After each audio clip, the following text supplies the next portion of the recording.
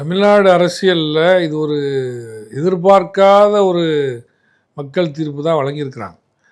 ஏன்னா அதுக்குள்ள இந்த பெரிய அறிகுறியும் தெரியல.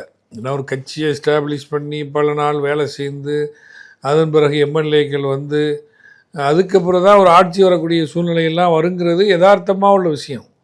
தமிழ்நாடு பாலிடிக்ஸ்லேயும் இந்த மூன்றாவது அணிங்கிறது இது வரைக்கும் பல பேர் முயற்சி பண்ணி கூட எதுவுமே நடக்கலை. ஏன்னா இப்போது காங்கிரஸ் ஆட்சி இருந்துச்சு, அதன் பிறகு திமுக ஆட்சி, திமுகலேருந்து பிரிஞ்சு போன எம்ஜிஆர் அவருடைய அதிமுக ஆட்சி, அதன் பிறகு உங்களுக்கு மூப்பனார் ஐயா ஒரு முயற்சி பண்ணார் காங்கிரஸ் ஆட்சின்னு, அது எடுபடையில். கேப்டன் விஜயகாந்த் நினச்சார், மதிமுக வைகோமம்மா, இப்படி பல பேர் முயற்சி பண்ணி கூட அது பெரிய அளவில் வெற்றியை கொடுக்கல.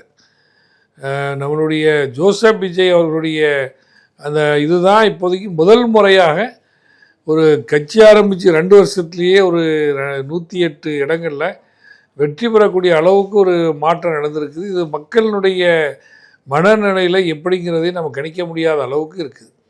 ஏன்னா சென்ற ஆட்சியினுடைய ஒரு எதிர்ப்பான நிலைங்கிறத நம்ம எங்கேயும் பார்க்க முடியல.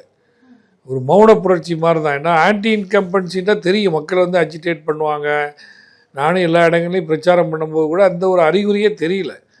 அதனால் மக்கள் ஏதோ ஒரு எதிர்பார்ப்பில் இருந்திருக்கிறாங்க. ஏதோ ஒரு வகையில் ஒரு புதிய ஒரு மாற்றம் வரணுங்கிறத அவங்க எண்ணிக்கிட்டு இருந்ததுனால தான் இவ்வளோ பெரிய வாக்குகளை இவர் வாங்கியிருக்க முடியுங்கிறது தான் நம்மளுடைய கணிப்பு.